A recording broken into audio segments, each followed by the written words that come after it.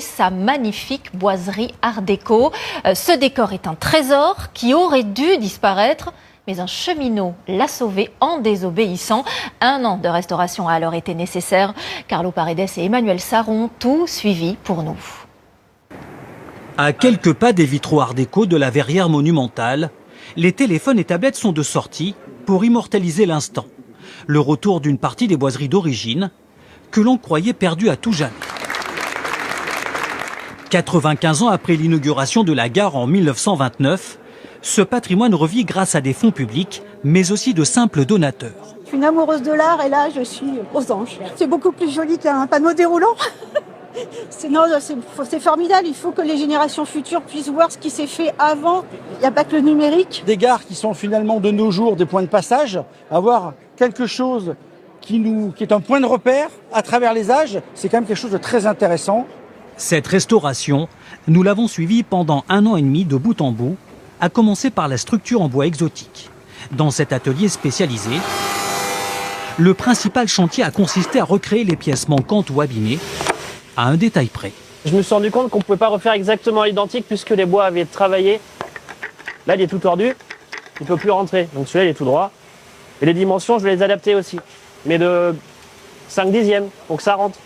Des réglages au millimètre pour une boiserie imposante de 6 mètres de hauteur, mais dont le style facilite l'assemblage. C'est simple parce que c'est art déco, donc du coup, on va dire que c'est pas ornementé comme on pourrait avoir dans l'art nouveau. De loin, en fait, on voit des moulures et des contrastes. Et de près, on se rend compte que c'est juste une pièce qui est taillée en trapèze. Le gaudron ici qui est droit, il n'y a pas de moulure, il n'y a pas de... les plaintes ici aussi, tout est droit en fait. Seule difficulté, l'absence de notice pour le montage. Ça ne va pas, ça ne va pas. Je sais pas comment faire. Des boiseries comme ça, c'est assez rare. Mais alors quand elles ont 100 ans et qu'elles font partie de l'histoire de la ville, c'est encore plus gratifiant en tant que menuisier de retravailler sur des ouvrages comme ça, quoi. Une pièce exceptionnelle, exhumée de cette grange il y a 5 ans par un musée du chemin de fer. C'est ici que nous avons stocké ces fameuses boiseries, secrètement, clandestinement. Mais tout cela aurait été impossible sans l'acte de bravoure d'un cheminot. À la fin des années 70, celui-ci est scandalisé par le démontage et la destruction des boiseries, alors que la gare de Limoges est déjà classée monument historique. Il prend la décision de sauvegarder une partie. Tout est allé sur des wagons plats et il a fait changer la destination sans que la direction de la SNCF le sache. Avec la complicité d'un chef de gare, le cheminot a pris tous les risques. Il a désobéi, en fin de compte, personne ne l'a su, heureusement, parce que peut-être que lui, il aurait eu des problèmes au niveau de son travail. Il a bien fait d'avoir fait ça, et à l'époque, il n'aurait sûrement pas été écouté, et personne ne l'aurait suivi. Ce geste courageux permet également de sauver un autre trésor, pour lequel une centaine d'heures de travail ont été nécessaires. Cette carte touristique, dont la signature est une découverte. On la devine, là il y a le F qui apparaît encore. C'est la signature de Francis Figo et de ses ateliers. Célèbre pour ses vitraux de la gare de Limoges, mais aussi en France et un peu partout dans le monde, son auteur n'était pas connu jusque-là pour cette réalisation. Donc là l'enjeu ça va être d'arriver à restituer cette signature parce que Figo c'est vraiment une figure de l'art nouveau, de l'art déco. Pour le restaurateur, il s'agit de retrouver les couleurs et les écritures effacées, car 30 à 35% de la couche picturale a disparu.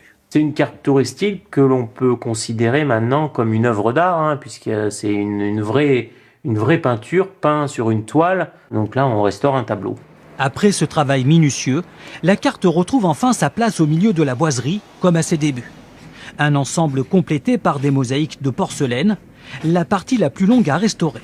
1 an au total pour retrouver la forme et l'emplacement des 400 carreaux disparus sur un peu plus d'1 millier, et surtout les émailler à la façon de Camille Tarot, le créateur de l'époque. Quand je suis rentré au fur et à mesure dans le détail, j'ai dit waouh, c'était presque un chimiste Tarot. C'est-à-dire que c'était quelqu'un qui travaillait comme un artiste de la chimie et de la couleur. Il faisait des œuvres en série qui étaient presque uniques. Défi auquel il faut rajouter la réduction naturelle des pièces de 14% à la cuisson. Je suis admiratif, je trouve que c'est bien qu'on essaye de pouvoir rééditer la performance et pour montrer qu'on est tout aussi malin qu'il y a un siècle. Un pari réussi par ces archéologues de la couleur et du style. La SNCF envisage même aujourd'hui de rajouter au décor de nouvelles boiseries art déco, de quoi renforcer un peu plus Le prestige d'une gare décidément unique.